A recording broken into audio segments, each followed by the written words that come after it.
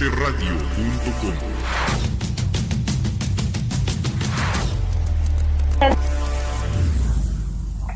Hola, buenas tardes. Nos encontramos el día de hoy aquí en CICADI, Aprendizaje y Salud en Plenitud, con el tema de hoy que es dificultades conductuales en niños y adolescentes. El día de hoy nos encontramos en la maestra Elizabeth Quesada y su servidora Diana González. Bueno, vamos a hablar un poquito acerca, sabemos que el tema es demasiado extenso acerca de la parte conductual de niños y adolescentes. Sin embargo, una de las cosas es identificar este tipo de conductas, ¿no? Nosotros podemos ver que cuando un niño se porta mal, puede ser de vez en cuando o puede ser muy frecuentemente, ¿no? ¿Qué pasa? Que muchos niños tienen estallidos, actitudes desafiantes, llegan a tener algún comportamiento que para nosotros es inusual y puede llegar a ser un problema. Entonces, efectivamente, cuando hay una persona, o bueno, en este caso, ¿no? Hablando de niños y adolescentes, un niño que tiene una dificultad conductual es un problema en el momento en el cual ya empieza a tener situaciones donde ya no encaja en espacios sociales, donde ya tiene dificultades en la escuela, donde ya tiene problemas con papás, con sus mismos compañeros en el salón de clases, entre otras cosas. Y por supuesto, pues hay muchas situaciones donde tanto niños como adolescentes pues se van a ir viendo las situaciones conductuales que van incrementando, porque un niño de 5 años, 6 años, tal vez hace berrinche, ¿no? Y estalla y explota y grita, pero un adolescente ya no va a reaccionar así. Su manera conductual de sacar sus emociones y todo aquello que a veces queda guardado en ellos y que no liberan en el momento adecuado, pues llega a ser más fuerte, ¿no? ¿Tú qué piensas, Eli? En efecto, qué bueno que lo tocaste este tema. Precisamente hoy que estaba dando clases con mis alumnos, hablábamos precisamente de cómo esta cuestión conductual la vamos llevando a otros factores y a otra parte de nuestra vida, ¿no? Si no aprendemos a regular, si no aprendemos a trabajar, a gestionar esa parte que está sintiendo, en este caso el niño, cuando llegan a la adolescencia, estas conductas se ven de otra manera, y ni hablar, ¿no? En la etapa adulta, ¿cómo se pueden ver marcadas, no? Por ejemplo, a veces hay mamás que llegan a preguntar, bueno, es que ¿por qué mi hijo adolescente se enoja cuando no consigue lo que quiere y me avienta las cosas y me hace un berrinche y me grita, ¿no? O ¿por qué mi hijo adolescente se aísla cuando necesitamos hablar? Y hay veces que hay como señales, ¿no crees? Hay como señales, signos que podemos ir determinando, detectando en qué periodos del desarrollo son como que etapas normales, ¿no? Porque en ocasiones hay veces que dicen, bueno, es que es normal que un niño haga berrinche, ¿no? Es que es normal que un adolescente no quiera platicar contigo o que no quiera conversar contigo, pero ¿hasta dónde se rompe este marco de normalidad, ¿no? ¿Hasta dónde es realmente normal? Lo pongo un poquito entre comillas, ¿hasta dónde es realmente normal o cuando ya está cumpliendo? Y bien, comparto contigo esta parte que dices, ¿no? Cuando ya le está costando trabajos en otros ámbitos de su vida, en su vida escolar, en su vida social, entonces es cuando se empiezan a encender estas alarmas, ¿no? Porque a lo mejor en casa, pues bueno, ya sabemos que se enoja, ya sabemos cómo reacciona y lo toleramos, o más bien, no le hacemos caso, o no lo trabajamos, o se lo pasamos, pero en otros lados no va a ser así. Entonces esto implica mucho reto para ellos mismos, ¿no? Entonces, desde esta parte, a ver, quiero empezar contigo, ¿no? Vamos a continuar contigo. Muchas gracias, Diana. Sí, y fíjate que acabas de mencionar algo muy importante, que es el hecho de cómo los ve la gente a estos pequeños y estos jóvenes, ¿no? Muchas veces Sí. nosotros visualizamos una conducta, por ejemplo, en el supermercado, el niño que está gritando y llorando porque quiere un juguete, y pues el entorno es como, ¡ay, qué feo niño!, ¿no? O ¡ay, cómo educan a los Sí. niños ahora! Pero Ujú. precisamente no es lo que tú dices, ¿no? Lo que tú dices, los síntomas. ¿Qué es lo que pasa con ese niño? Pues el niño está lidiando con sentimientos que no puede manejar, con esas emociones que lo abruman, que lo frustran, ese enojo, esa frustración. ¿Y qué pasa? Que no sabe cómo expresarse y no sabe cómo calmarse. Entonces, dentro de la parte importante del desarrollo que como padres a veces dentro de la crianza tenemos, es cuáles habilidades yo le voy a mostrar o le voy a enseñar al niño para controlar el comportamiento que tiene, ¿no? Hay muchos síntomas que tú mencionabas, ¿no? Por ejemplo, uno de ellos es de esos síntomas ocultos, por ejemplo, la ansiedad, ¿no? Estos niños que de repente tienen ansiedad, que son ansiosos, que son tímidos, que son muy apegados a algo, que son muy retraídos, pero esto precisamente hace que los niños de repente tengan conductas que no pueden saber ellos incluso qué significa. Niños que se muerden las uñas, niños que se rascan constantemente el cuerpo, niños que se jalan el cabello, niños que son muy ansiosos, pero yo como adulto lo veo y digo, ay, este niño está nervioso, ¿no? Ay, ya cálmate, ponte a hacer algo. Pero Sí. justo no le doy la importancia necesaria para permitir que el niño lo exprese y que incluso identifique el de dónde viene o el por qué aparece, ¿no? Y entonces, ¿qué hace el niño? Que muchas veces reacciona de manera agresiva, en esta parte de los berrinches que hablábamos, y es como su intento de escapar de una situación. El niño necesita algo en ese momento, pero no sabe a veces ni qué, ¿no? Y lo traslada a otro espacio o a un producto o algo en específico que hace que él se desarrolle de esa manera. Entonces, ¿qué pasa? Que cuando ocurre en casa, tal vez yo ya lo hice o ya lo normalicé. Pero ¿qué pasa Exacto. cuando va a la escuela? En la escuela, pues muchas veces los maestros, pues no es común que tengan niños que todos estén llorando a la vez o que hagan berrinches constantemente. Entonces, Así precisamente es. es donde detectan constantemente estos focos rojos, donde la maestra dice, ok, el niño bajo presión se siente muy frustrado.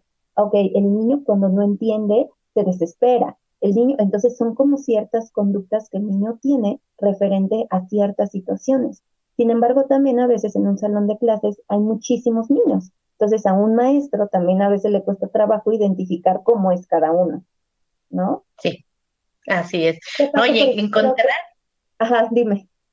Ay, discúlpame, no, encontrar, como dices, esto que sale de la normalidad o no, ¿no? Y muchas veces hay mamás que nos llegan a preguntar, es que ¿cómo puedo saber que sí y cómo puedo saber que no? ¿No? O ¿cómo puedo saber que a lo mejor el maestro, en ocasiones nos ha llegado a pasar, ¿no? Nos manda niños a diagnósticos y los papás todavía como que dudan, ¿no? Ay, pues es que lo mandaron porque se muerde las uñas, pero pues, ¿qué tiene? ¿No? Que tiene que hay un factor, algo que está desencadenando, no toda esta situación, a lo mejor dices de estrés, de ansiedad. Por ejemplo, en el ámbito escolar, me voy a ir un poquito a adolescentes, ¿no? Porque tú estás puntualizando un poquito más con niños, me voy a ir un poquito más con adolescentes. En el ámbito escolar, por ejemplo, la parte social a un adolescente le pega mucho o le da mucho, porque para ellos es algo sumamente importante. Entonces, si ellos no tienen reguladas este tipo de conductas, cuando se quieren integrar a otro grupo con adolescentes, sienten este rechazo y estas conductas se acrecentan, ¿no? Y estas conductas después se vuelven factores de riesgo, sobre todo en esta etapa. Sí, sí, sí, claro. Ahorita que tocas ese tema, por ejemplo, chicos que tienen TDA, ¿no? Que es uno de los trastornos que vemos como más puntualizados en esta parte de la conducta. ¿Qué pasa? Ujú. O sea, niños, ¿no? Niños que no tienen, no prestan atención, niños que se visten muy fácilmente, niños que no captan las cosas o no retienen información constantemente, bla, bla. Pero ¿qué ocurre cuando llegan a la adolescencia? Si el niño no es tratado a tiempo, en la adolescencia es caótico, ¿no? Y de repente como adultos también, ¿no? ¿Qué pasa, por ejemplo, ahí?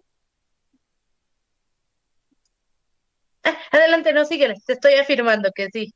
Sí, sí, No, sí, yo te sí. estoy preguntando, ¿qué es lo Ah, que ¿qué pasa, por pasa? ejemplo, con un adolescente con TDA que no es tratado? Uy, ¿qué pasa con con un niño, bueno, un adulto, perdón, que no es tratado, no tiene organización en su vida, ¿no? Entonces, cada proyecto, cada cosa que pretende hacer fracasa, ¿no? Y a veces no sabe ni por qué. O cuando tiene muchas actividades, no es capaz de enfocarse, ¿no? Y a lo mejor tiende a procrastinar mucho, ¿no? Estas actividades, su vida su vida social también no es la más óptima por lo mismo de no saber o no haber trabajado estas conductas desde tempranas edades. Y podemos ver adultos que podemos decir no son funcionales socialmente. Y a lo Claro. mejor se escucha fuerte el término, no ser funcional socialmente, pero no solo les afecta social, les afecta laboral, les afecta afectivamente, ¿no? En sus relaciones de pareja, entonces entender la conducta, entender la conducta y el comportamiento como tal va a ser que me regrese un poquito a lo mejor hasta lo básico, ¿no? ¿Cómo aprendo o cómo aprendo yo, cómo aprenden los niños a gestionar? Algo que puedo observar es esta parte de que desde niños les enseñan que la tristeza, el miedo y el enojo son emociones negativas. Y Ujú. de niño no te puedes enojar. El niño no se puede enojar. El niño no puede estar triste o no puede llorar. ¿No? Anteriormente, bueno, es que si lloras, pues tienes que llorar por algo que valga la pena. Y si Ujú. partimos, que vale la pena, ¿no? Claro, Para porque el adulto, pues, claro, para el para los adulto los adultos unas problemas. cosas valen la pena y para los niños hay otras cosas que valen la pena.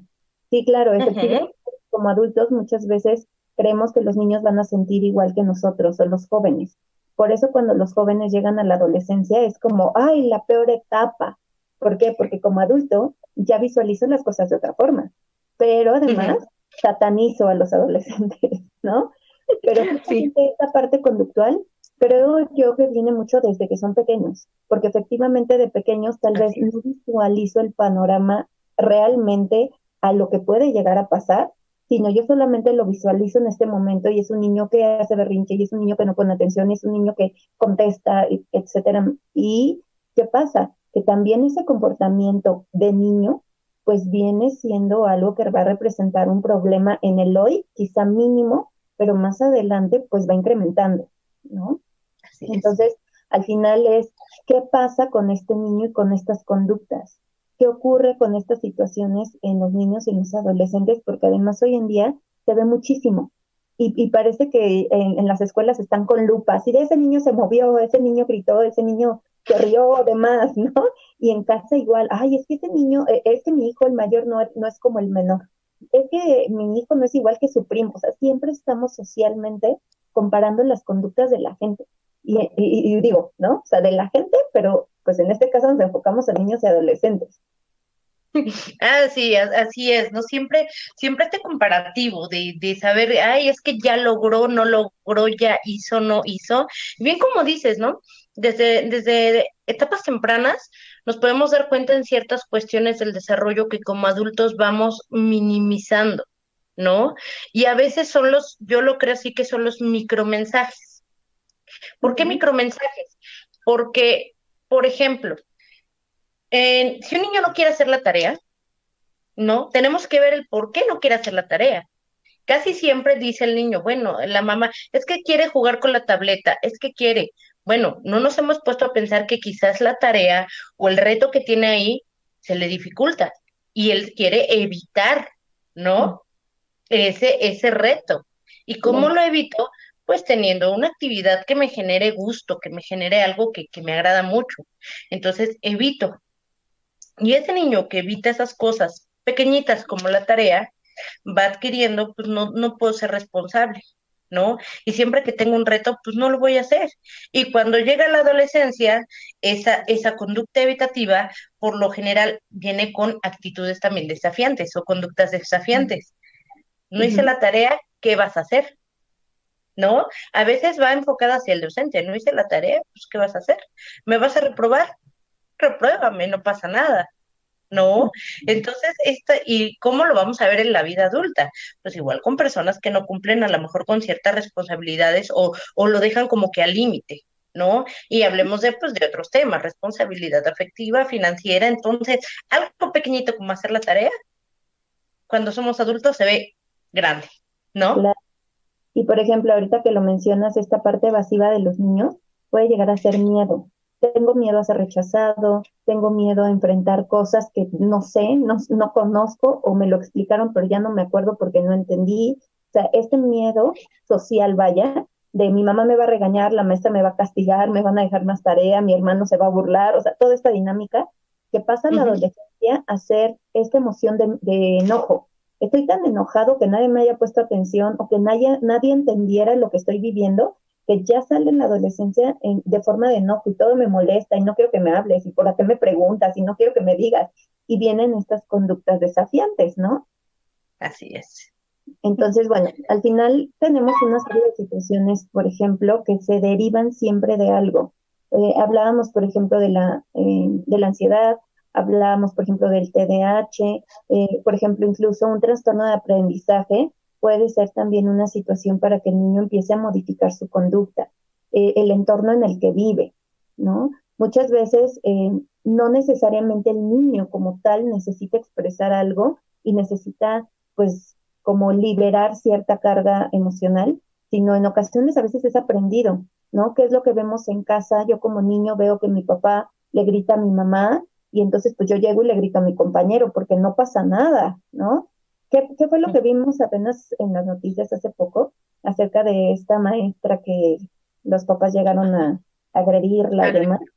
¿Qué pasa? Pues el niño lo ve totalmente normal. ¿Por qué? Porque la Ujú. familia efectivamente es así. Y es una serie de conductas que lo que mencionábamos, llega un momento en el que esa conducta ya no es sana, ya no me genera algo positivo. Y entonces, ¿qué pasa? Que viene una cadenita de consecuencias referente a lo que estoy haciendo, la manera en la que me estoy comportando. Sin embargo, como adultos, por ejemplo, en este caso, como adultos, ellos ya saben qué está bien y qué no está bien. El niño apenas está aprendiendo a identificar eso. Entonces, ¿qué es lo que aprende? Que mi papá cada vez que hace algo o que grita, levanta la voz, agrede a alguien, consigue lo que quiere. Entonces, yo cuando quiero algo voy a hacer lo mismo, ¿no? Muchas conductas son aprendidas también, no necesariamente derivan de algo, o bueno, sí, pero pues no necesariamente mío, ¿no?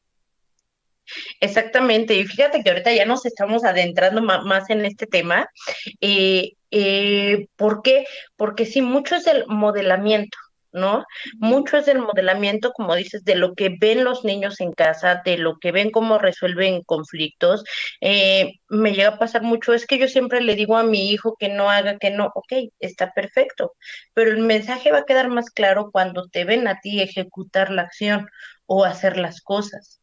Entonces es ahí donde queda claro. Entonces, si este modelamiento de conducta, si llega a pasar en la adolescencia, por ejemplo, que los niños que no tuvieron esta parte de a lo mejor colaborar en casa o verlo más que como obligación, como vivimos en una comunidad y tenemos como una parte colaborativa, y llegan a la adolescencia y es que mi mamá me quiere poner a barrer, es que mi mamá me quiere, y es algo que te digo que es desde antes, ¿no? Entonces creo que con este tema vamos partiendo que la infancia o las primeras etapas del desarrollo son fundamentales, ¿sí? En el desarrollo de estas conductas, de cómo el niño va visualizando el mundo, su entorno social y también su entorno de aprendizaje. Digo, hay cuestiones orgánicas, eso sí, digamos, vamos a como que a dividirlo, ¿no? La cuestión orgánica es como, digamos, punto y aparte, pero no la podemos hacer a un lado, porque es una parte que el cuerpo no está permitiendo regular, por ejemplo, en el déficit de atención, ¿no? Que no hay algo en el cuerpo, hay algo en los neurotransmisores que no permiten que el niño se pueda regular, ¿no? Y ahí por eso ciertas respuestas. En otros, por ejemplo, en autismo, ¿no? Que tienen a lo mejor hipersensibilidad y también tienen ciertas respuestas conductuales. Nos podemos ir así puntualizando cada una de las cuestiones orgánicas, pero estas, digamos, son tratadas de manera oportuna en algunos casos. Cuando son con modelamiento, fíjate, hemos estado hablando de conductas y de todo lo que vemos. ¿Qué síntomas consideras tú claves en esta parte de la conducta? En niños pequeños, En niños pequeños. me Vamos a enfoco. empezar con niños pequeños. Sí, vamos a empezar. Con los niños, por ejemplo, pequeños, ¿no? Niños que se resisten a los cambios, niños que no tienen rutinas, ¿no? Que no tienen rutinas y en el momento que se les implementan reaccionan de cierta forma. Niños que hacen berrinche, niños que físicamente tienen como ciertas consecuencias o, bueno, características. Niños que se enferman mucho de la garganta, niños que de repente llegan a tener como síntomas somáticos y de eso deriva el comportamiento de ellos, ¿no? ¿Qué es lo que pasa? Pues el niño se enferma todo el tiempo y todo el tiempo está en hospitales y todo el tiempo le dan medicamento y todo el tiempo luchan con la medicina y entonces en automático el niño ya está abrumado de tanta situación de ese tipo, ¿no? Niños, por ejemplo, que son muy aislados, que son muy tímidos, retraídos, niños que al contrario llegan a contestar, a decir lo que quieren y lo que no quieren, pero de manera abrupta, porque una cosa es que un niño sepa decir lo que quiere y lo que no quiere de manera pasiva, ¿no? Con conversación, pero otra muy diferente que el niño exija cosas, ¿no? Todas estas características son como focos rojos de decir que algo no está bien y no está correcto. porque efectivamente un niño hace poco me decía, es que yo siempre estoy enojado. Yo desde que nací estoy enojado. Y entonces yo le decía, oye, pero los bebés nunca nacen enojados, ¿no? Y con el tiempo se hacen por las experiencias que tienen y por lo que viven, pero normalmente no. Y entonces ya se quedó como de, entonces yo me hice enojón. Y yo, es diferente, ¿no? Pero son como estructuras que de repente tenemos o como ideas que de repente tenemos en cuanto a los niños y creemos que por ser niños es normal que hagan ciertas cosas cuando en realidad no. ¿Qué pasa, por ejemplo, ya en la adolescencia? ¿Cuáles son esas características que tú consideras? En la adolescencia, bueno, voy a partir un poquito de las bases de María Montessori. Ya ves que esa parte también me gusta mucho. ¿Y por qué?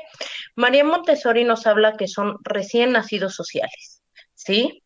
Y de hecho, la parte de secundaria y preparatoria para María Montessori se llama Erkinder, en alemán Erkinder, imagínate, ¿no? Y María Montessori nos dice que esta etapa es tan primordial como las primeras etapas del desarrollo, que son de los 0 a los 6 años o etapas sensibles, y después se viene como que otra en la adolescencia.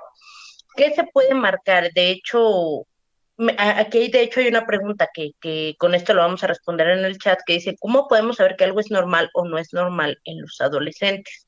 ¿No? Ujú. Bueno, tenemos que cumplir primero, como siempre, esta parte con ciertos criterios de evaluación y de diagnóstico para poder decir que alguien tiene depresión, ansiedad y situaciones más graves. Uno de los factores que noto en los adolescentes es el uso del lenguaje inadecuado. Por ejemplo, hoy para decir que están preocupados, que están nerviosos, usan tengo ansiedad.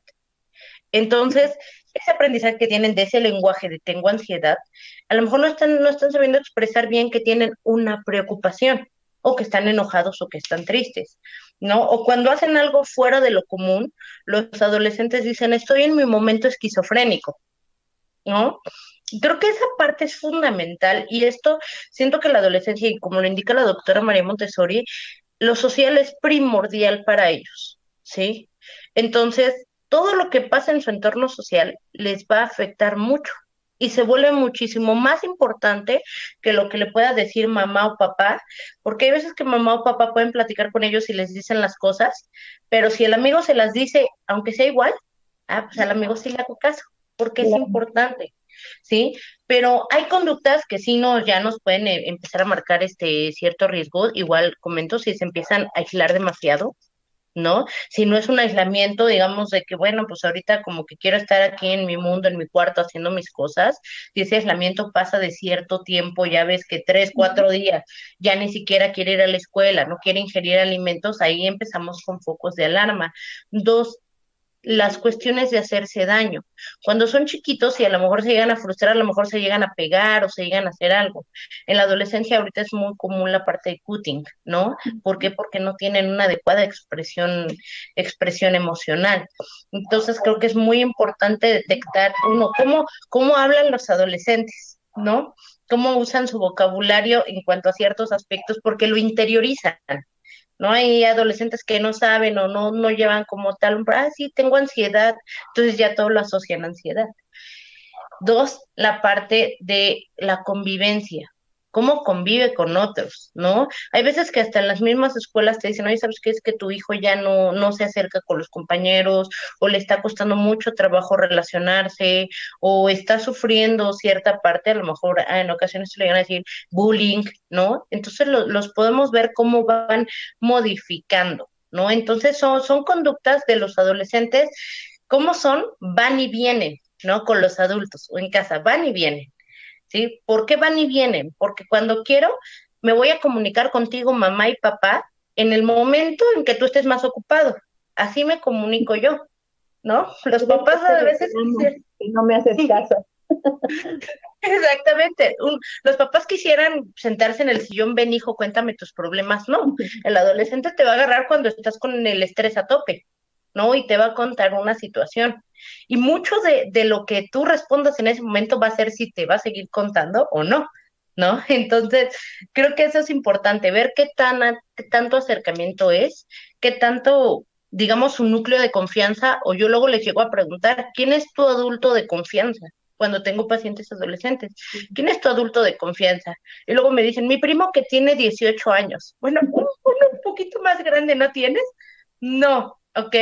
Entonces, estas conductas que empiezan a poner en riesgo su vida, estas conductas, son rebeldes por naturaleza porque están buscando su lugar, están buscando su identidad y son rebeldes por naturaleza. Me voy a rebelar hacia lo que tengo, ¿no? Y voy a cuestionar las reglas y normas porque quiero saber por qué lo tengo que hacer o qué beneficio voy a obtener, porque también esa es una parte conductual, la parte de recibir beneficios.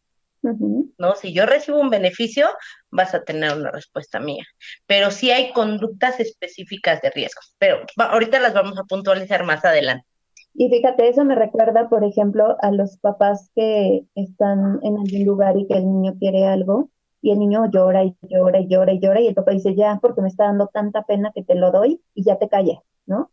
Y efectivamente, Ujú. el niño aprende este tipo también de conductas, ¿no? La parte en la que digo, ok, si yo hago algo que a mi papá no le gusta o a mi mamá no le gusta, me da algo a cambio, porque al final gano yo. Pero ¿qué pasa en la adolescencia? Que efectivamente ya los cambios o aquello que yo quiero ya no va a ser lo mismo, ¿no? Y justo tú hablabas de ciertas situaciones, por ejemplo, lo que decíamos, ¿no? El TDA, lo del bullying, la depresión, etcétera. Pero creo que una de las cosas también principales en todo esto de las conductas es cómo yo como adulto le enseño a los niños a expresarme. Porque muchas veces el niño llega, oye mamá, es que cállate, ¿no? Oye mamá, es que, no, no, no. Oye mamá, es que fíjate que una amiga me dijo que ya no quería, bueno, una niña me dijo que ya no quería ser mi amiga. Y entonces, ay, pues que no sea tu amiga, está bien. Tal vez ella no es buena amiga, ¿no? O tal vez no es una niña buena para ti. ¿Y qué pasa? Que efectivamente yo, niña, te estoy contando porque tal vez necesito que me escuches y quiero contarte que estoy triste, ¿no? O quiero decirte que Ujú. siento algo feo porque ella ya no me hace caso. Pero aquí yo como adulto muchas veces freno el que el niño se ponga, bueno, más bien exprese sus emociones. Cuando yo freno constantemente esto, llega un momento que como niño pequeño muchas veces pues, no sé expresarme porque no conozco y no identifico. El punto de esto es que él aprenda a hacerlo. Cuando ya es más grande, en teoría, ya debió de haber aprendido, pero cuando no lo ha hecho, llega lo de la adolescencia a ser efectivamente un niño que no sabe controlarse, que tal vez le grita a cualquier persona, que tal vez se enoja de todo, que tal vez llora por todo. O sea, estos cambios efectivamente también vienen derivados de la conducta de un niño. Y como decíamos, ¿no? Hay muchos factores. Hay, por ejemplo, el factor cuando fallece una persona, ¿no? En el ambiente familiar o alguien cercano, ¿qué pasa? Yo niño veo llorando a todos y en algún momento me pasó un niño que me decía, oye, es que se murió, no recuerdo quién, alguien de la familia, y me decía, pero yo hasta me picaba los ojos porque quería llorar. Y yo, ¿por qué? Pues es que yo veía que todos estaban llorando, ¿no? Pero efectivamente mi sentir no es el mismo que el de los demás, ¿no? Tal vez el niño llora porque no le dan una paleta, pero ese día que ocurrió eso no lloraba. O por ejemplo, cuando ocurre un divorcio, son varios niños y posiblemente uno de los niños lo tome como de, ay, sí, está bien, está mejor porque así no pelean. Pero otro de los niños le genera muchísimo conflicto esta ruptura porque es el desprendimiento de un ser que quiero, ¿no? Esta parte del desapego, de la pérdida, otras cosas, ¿no? Entonces, ¿qué pasa? Que efectivamente es como adulto, cómo me comporto. En una pérdida, por ejemplo, de un familiar o de una persona al morir, muchas familias de repente ponen como este alto de decir que el niño no vea, que el niño no vaya, que el niño no sepa, se fue de viaje, ¿no? Cuando en realidad es saber, Sí. espérame, explícale, es más que vaya, que se despida, que lo visualice, que sepa que no va a regresar. En un divorcio pasa lo mismo, muchas veces, ok, son situaciones de adultos, ¿no? Pero muchas veces vivimos en una casa donde también hay niños. ¿Y qué va a pasar con los niños? Pues los niños van o con uno o con el otro. Entonces, ahí viene esta parte. ¿Qué hacemos? De hecho, por aquí preguntan algo similar y precisamente es eso. El niño debe de saber qué es lo que está pasando. El niño debe de saber qué es lo que va a ocurrir, cómo se está viviendo. Si hay situaciones específicas por las cuales existe el divorcio, eso tal vez no se lo voy a explicar. pero sí le voy a explicar que papá y mamá ya no van a estar juntos y que van a vivir cada quien en su espacio, pero que siguen siendo papás y siguen queriéndolo igual, ¿no? Entonces, ¿qué pasa? Que es una reestructuración familiar y derivado de este tipo de situaciones, precisamente vienen ciertas conductas. El niño no quiere comer, el niño ya no duerme bien o duerme de más, el niño ya no come o come de más, el niño se aísla de sus compañeros, o el niño quiere más apapachos y cariño, hace muchos berrinches, se enoja por todo. O sea, cada niño es diferente. O sea, podemos tener conductas que decimos no son normales porque son muy explosivas o porque no son normales porque son muy pasivas, pero al final de cuentas son conductas que tal vez este niño específico no las tenía, ¿no? Quizá hay otro niño que es súper platicador, es muy sociable, es muy participativo, pero este niño no era así, de repente fue así, ¿qué es lo que está pasando? Entonces, más bien aquí creo que tenemos que visualizar cómo es este niño y qué conductas tuvo de momento, ¿no? ¿Cuáles fueron esos cambios que tuvo? Y eso pasa con todo, ¿no? Un niño que le hacen bullying empieza a tener ciertas conductas que tal vez ya no eran normales, tal vez le encantaba ir a la escuela y de repente ya no le gusta. Un niño que ha vivido abuso, por ejemplo, igual, tal vez era muy parlanchín y demás, y de repente ya es más retraído. Entonces, todos los niños tienen conductas que van cambiando cuando hay focos rojos que tenemos que visualizar. Otras conductas son como el proceso del entorno en el que se encuentran, ¿no crees? Así es. Sí, sí, sí, sí, indudablemente así lo creo y qué bueno, ahorita que ya lo estás marcando como que con más claro, más ejemplos, ¿no? Va a haber situaciones específicas de vida que van a marcar, ¿no? Por ejemplo, a lo mejor ahorita hablaste de duelos, pero hasta la llegada de un hermanito, ¿no? Los niños cómo reaccionan ante la llegada de un hermanito que tienen un retroceso. ¿No? Que a lo mejor dicen, pues ya iban en esta etapa y de repente otra vez quiere de mamila, quiere dormirse con mamá, quiere dormirse con papá, porque son respuestas a cómo los niños ven el mundo, cómo lo interpretan. ¿No? Y creo que a veces como adultos nos tenemos que quitar toda la interpretación que nosotros tenemos del mundo como ya lo conocemos, ¿no? No podemos ver, hay veces que los niños se emocionan con cosas pequeñas, ¿no? Con, y no, uno como adulto a lo mejor ya no se impresiona tan fácil. Entonces es esta parte creo que aquí lo retomo desde la parte igual psicosocial, la parte social, cómo convivimos con ese niño, ¿no? ¿Qué le ponemos? Y me hiciste ahorita recordar esta parte del pensamiento mágico que tienen los niños, ¿no? De que si tú les dices que va a venir el ratón de los dientes, el coco, te lo van a creer. Y lo mismo pasa con cada palabra que a lo mejor decimos. Cuando mamá y papá lo regañan, ah, ya no te quiero porque te portaste mal, el niño no lo está interpretando como broma, ¿no? Porque no tienen esa capacidad hasta pasado 7, 8 años. El niño no lo interpreta como broma, el niño lo interpreta como realmente estoy haciendo algo malo y ya no me quiere, ¿no? O la palabra, por ejemplo, yo tengo un tema con la palabra castigo. ¿No? Me ha tocado, y me voy a ir ahorita un poquito con adultos, me ha tocado adultos que de sus respuestas emocionales ante ciertas situaciones donde ellos son responsables es castigo. Entonces, no se dan cuenta que se castigan a sí mismos. ¿No? A lo mejor, lastimándose, indirectamente, ¿no? O con comentarios lascivos hacia sí mismos. ¿Por qué? Porque ya no está mamá, papá que me castigan, o ya no está lo que me castigan, pero como yo tuve la culpa, me tengo que castigar a mí mismo.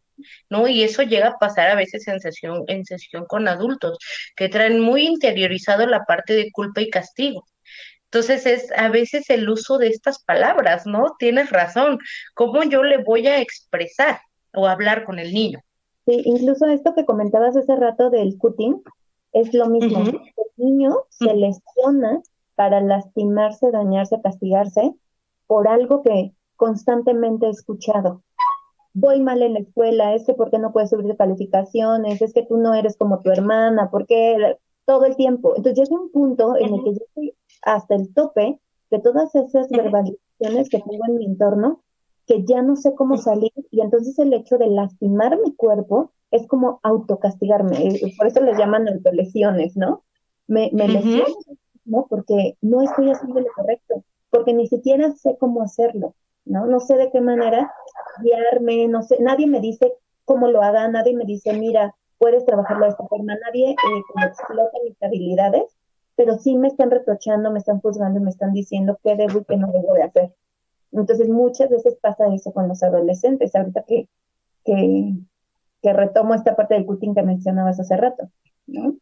Sí, sí, sí, sí. Entonces, aquí vemos que son conductas y a veces el entender el por qué, ¿no? Muchas veces algo igual que creo que es importante cuando los papás llevan a los niños a sesión, esta parte, y creo, no sé si tú coincides conmigo como colega, que a veces es complicado expresarles a los papás que ellos son los que tienen que hacer también ciertos cambios en sus dinámicas, en sus rutinas, en su manera de demostrar a veces hasta el afecto a los niños, porque eso es lo que está, lo que es como la mechita, ¿no? Es como el detonador, ¿no? Y a veces esa parte es complicada en ciertas situaciones, ¿no? Hay papás que sí se comprometen mucho y sí voy a hacer, voy a cambiar y todo, pero hay otras situaciones donde, no sé si te haya pasado a ti, pero sí, ¿no? Es esta parte compleja de expresarles, de verbalizarles cómo es explicarles el porqué de la conducta de su hijo,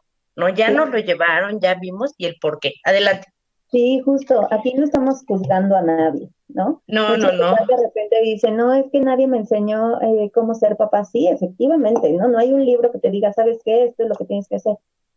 Pero aquí lo importante es observar, ¿no? Yo necesito observar que si cada vez que regaño a mi hijo, él reacciona de una manera negativa, entonces, ¿qué es lo que tengo que hacer? Tal vez eso no está funcionando. Necesito modificar la manera de realizar la verbalización con él. Tal vez no levanto la voz porque se altera, tal vez bajo la voz, tal vez esperamos a que nos calmemos todos y podamos charlar, tal vez llegamos a acuerdos, tal vez ya tenemos actividades registradas. O sea, aquí la idea es ver cómo es mi hijo, porque además también cabe destacar que el hecho de que tenga yo, por ejemplo, 3 hijos, no significa que los 3 los voy a tratar igual y no significa que los 3 se van a comportar igual, ¿no? Entonces, ¿qué pasa? Que a veces como adulto digo, ay, mi primer hijo me salió divino, es súper estudioso, es súper atento, está comedido, es todo lo maravilloso. Y el segundo, normalmente, ya no es así. Entonces, ¿qué pasa? Que efectivamente viene la catástrofe y digo, ¿qué hago con esto? ¿No? Y entonces ya el papá o la mamá empiezan a incrementar su conducta o su manera de desenvolverse con sus hijos. Y entonces vienen las comparativas, vienen los regaños excesivos para hijos específicos, ya. Y entonces ahí es donde se descompone un poquito todo. ¿Por qué? Porque efectivamente hay una parte importante que se llama la empatía, ¿no? Que es precisamente me tengo que poner en el lugar del joven, en el lugar del niño, para identificar cómo se siente cuando yo le grito o cuando yo le digo esto, ¿no? O cuando yo lo acuso por aquello. Entonces, más bien también viene esto, ¿no? Que no es el hecho de que sea cómo debes de tratar al niño o a la niña, al adolescente, sino date cuenta de cómo reacciona ante ciertos puntos y quizá hay otros que te funcionan mejor para mantener esta conducta y que no se explote, ¿no? Sí, y de acuerdo contigo, ¿no? De acuerdo en todos los sentidos contigo. Tenemos que ser muy, muy observadores, ¿no? Y tienes razón. Y de la parte de mamá te lo puedo decir, mis 3 hijas, ninguna es igual, ¿no? Ninguna, y tengo que aplicar diferentes estrategias con cada una de ellas. En ocasiones me llegan a decir, por ejemplo, papás, ¿no? Es que cuando era chiquito yo lo dominaba con la mirada y ahorita que es adolescente ya no puedo. ¿No? Y a veces con una nalgada se calmaba, todavía me llegan a decir, oh, con una nalgada se calmaba, pero ahora ya no sé qué hacer porque está incontrolable, es un adolescente incontrolable. Ah, pues ¿qué pasó? Que se dio cuenta que ya creció, ¿sí? Y que eso que tú hacías que para corregirlo ya no funciona. Entonces, por eso vamos a ver estas conductas también retadoras. ¿Qué vas a hacer? No me puedes pegar, ya no me puedes alcanzar, no, pero creo que todo esto igual, como dices, se puede evitar, o luego me llegan a decir mucho la comunicación, ¿no? Es que, ¿cómo lo puedo hacer para que mi hijo adolescente me cuente las cosas? Es que, ¿qué crees? Sí te las quiso contar en un momento. Y ya no se pudo, ¿no? Algo, se rompió algo en la brecha de comunicación, no todo está perdido, hay estrategias, se puede ir trabajando, se puede ir puntualizando, ¿no? Para que expresen pues sus necesidades a ambas partes, Entonces, bien, tienes razón, ¿no? Todo lo que los niños interiorizan como mensaje, se lo llevan y cuando ese mensaje ya no va a ser efectivo, por ejemplo, a lo mejor situaciones de miedo o esta parte de control con la mirada, pues que va a haber, yo lo llamo así como una liberación, ya no me puedes llegar por ahí y ahora voy a descubrir hasta dónde te voy a medir, hasta dónde vas a poder llegar. Y eso pasa mucho en la adolescencia cuando venimos con estos patrones de crianza, ¿no? ¿Hasta dónde yo te voy a medir? ¿Hasta dónde vas a llegar conmigo? ¿Sí? Ujú. Y entonces sí miden los adolescentes en este sentido. Y por aquí hay una pregunta, ¿no? También que respecto a eso, respecto a este tipo de situaciones, pues, ¿qué podemos hacer con adolescentes? Porque creo que es ahorita una etapa crítica también después de la pandemia. Algo que yo pude observar mucho después de la pandemia era este miedo a socializar. Me llegaron muchos casos de que entraban, les cortaron, digamos, la pandemia les cortó la parte de primero y segundo y llegan a tercero y como que, ay, es que no me gusta ir a la escuela, es que no me gusta socializar, es que ahí, bueno, fue un factor completamente externo, fortuito, que nos mantuvo a todos, y cuando llegaron a este punto de tercero de secundaria y tener que socializar, realmente no sabían cómo. Se metieron tanto en el mundo digital que el problema era ese. No sé cómo hacer las cosas. Y el no sé cómo hacer las cosas también va a generar ciertas conductas. En este caso yo lo pude ver más en la parte social, ¿no? Es que no me gusta que me hablen, o no me gusta el ruido del salón, hacen mucho ruido, es que gritan mucho, o es que son demasiados maestros, ¿no?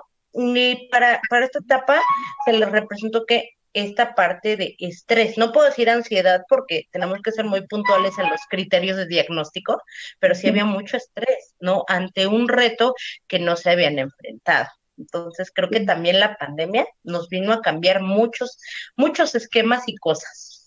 Sí, claro, pero al final de cuentas también es aprendizaje, ¿no? Quizás son situaciones nuevas que no habíamos vivido, pero que finalmente tenemos que enfrentar, ¿no? Y quizás ni siquiera esperábamos enfrentarlo, pero hasta el día de hoy que estamos aquí en línea, lo seguimos trabajando, ¿no?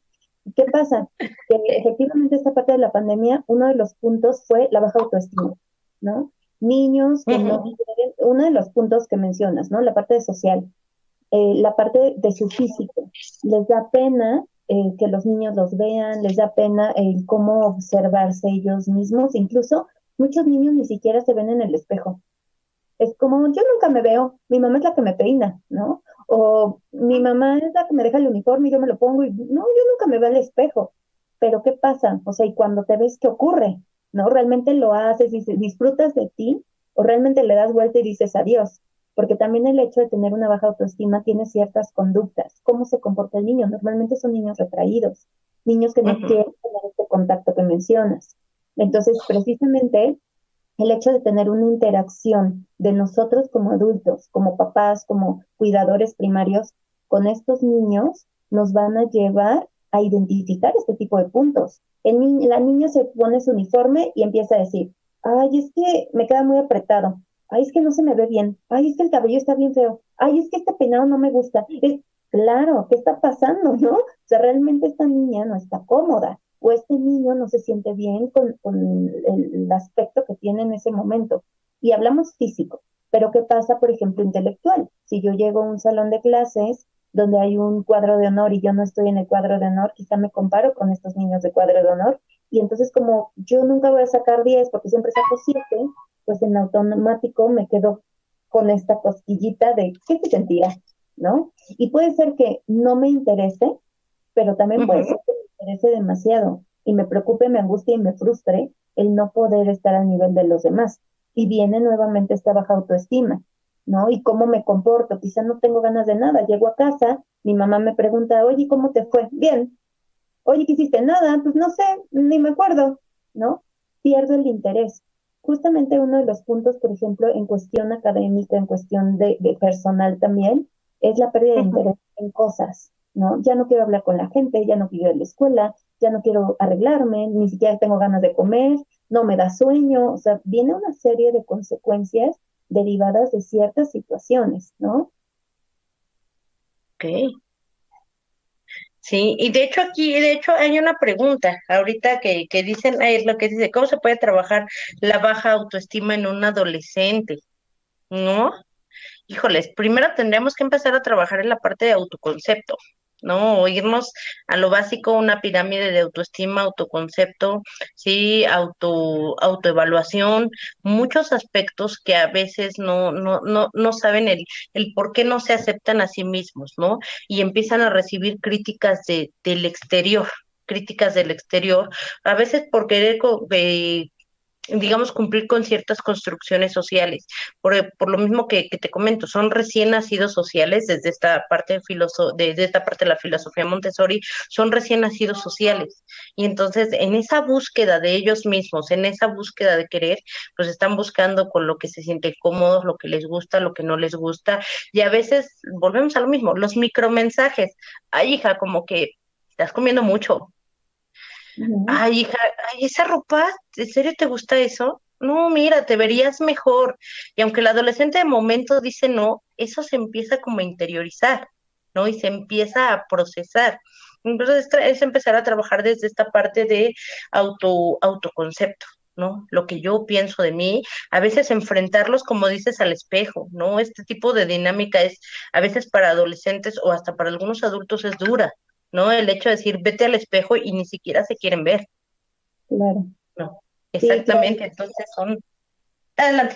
Efectivamente, esta parte de la baja autoestima muchas veces no solamente es en adolescentes, a veces lo traen desde que son niños, pero no nos damos cuenta.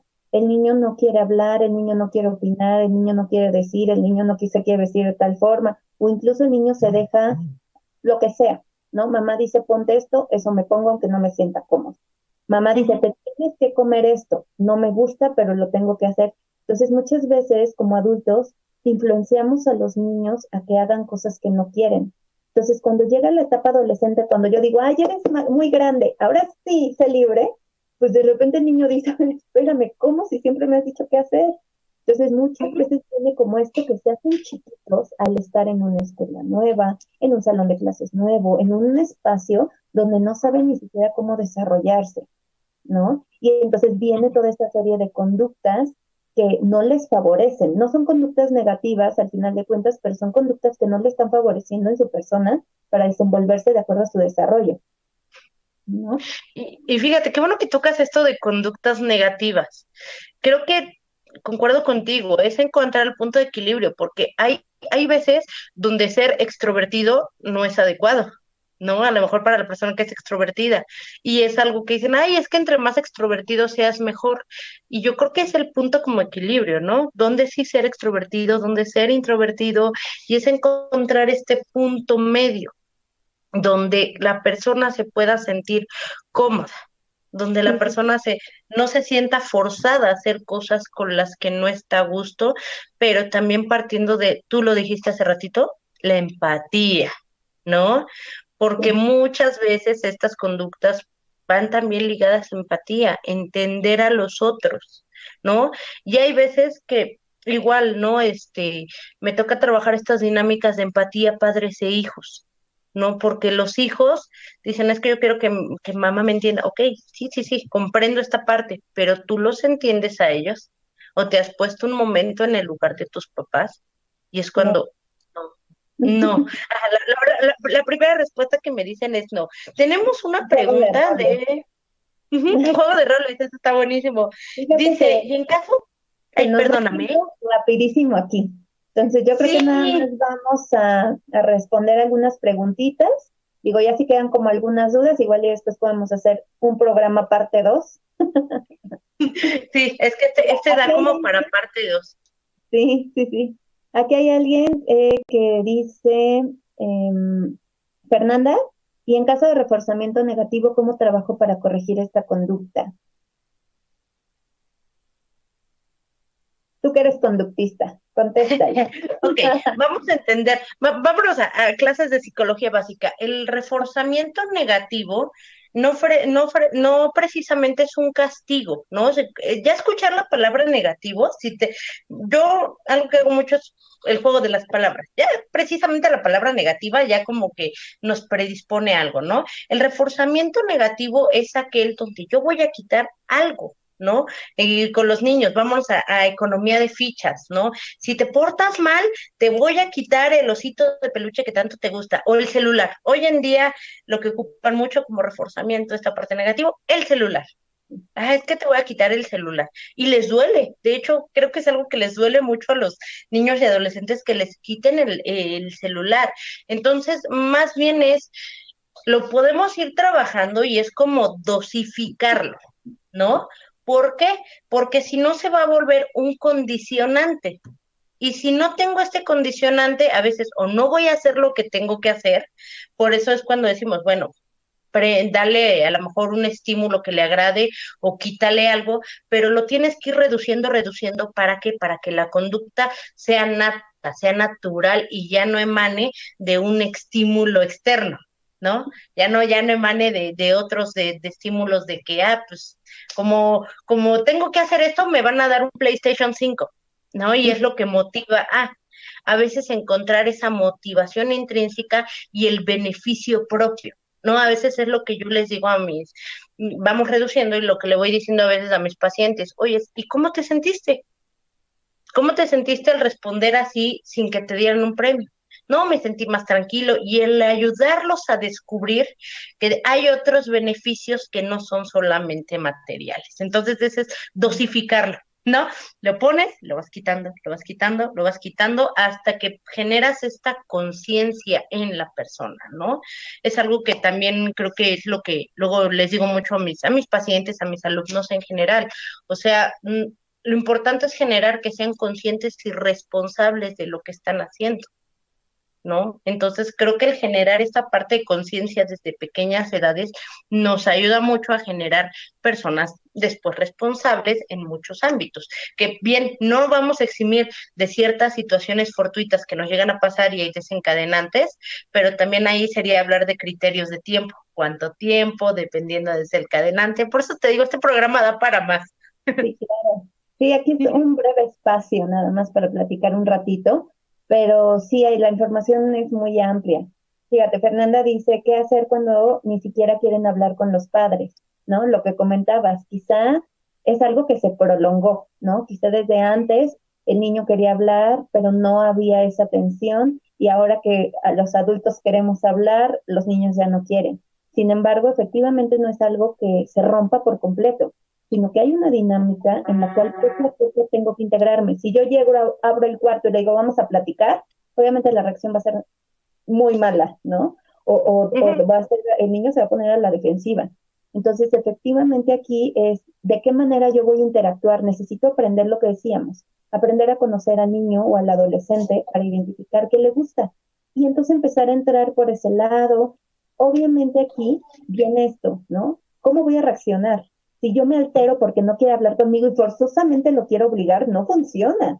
Yo aquí necesito saber de qué manera interactuar y entrar poco a poco para que el niño pueda platicar conmigo. Si no, no le voy a dar la confianza, que es un punto y un factor importante. La parte de la escucha, no es lo mismo que yo te oigo, pero no te pongo atención y después te pregunto lo que ya me dijiste, a realmente poner esta atención, esta escucha activa, donde yo interactúo contigo y te puedo dar o verbalizar algo, pero ojo, no siempre los jóvenes necesitan una charla como tal, a veces simplemente quieren ser escuchados. Y sobre todo, un punto importante, muchos de los niños que no quieren hablar son los que más necesitan, Sí. ¿no? Y ver cómo se comunican. No lo hablan, pero tienen otras maneras de lenguaje hasta corporal o a través de su juego, a través de muchas situaciones lo sacan, ¿no? Ellos tienen y a veces no nos damos cuenta como que de esta parte, ¿no? Entonces creo que sí la comunicación, como dices, es vital, se va adquiriendo poco a poco. Una de las partes importantes es no comparar tu vida o tu etapa de adolescente con la que está viviendo tu hijo ahora. ellos están en otra época completamente, con un acceso y un mundo de información enorme, tanto niños y adolescentes, que a lo mejor en ciertas épocas no había tanto, ¿no? Entonces tú les puedes platicar a ellos tu experiencia, que a lo mejor tuviste una vida muy dura o algo, no lo va a ver porque él desde su realidad y desde su vida misma, pues a lo mejor va a decir, sí, qué feo, pero no lo puedo ver como tú me lo estás viendo o como quieres que yo lo vea, ¿no? Entonces Sí. creo que ese es un aspecto. Sí, pues bueno, terminamos nuestro programa por el día de hoy. Recuerden que estamos a las 6 de la tarde los días lunes. Vamos a tener más programas donde podrán interactuar un poquito más con nosotras y con nuestros compañeros que están dentro de este programa. Les agradecemos a todos por haber estado el día de hoy. Gracias, Eli.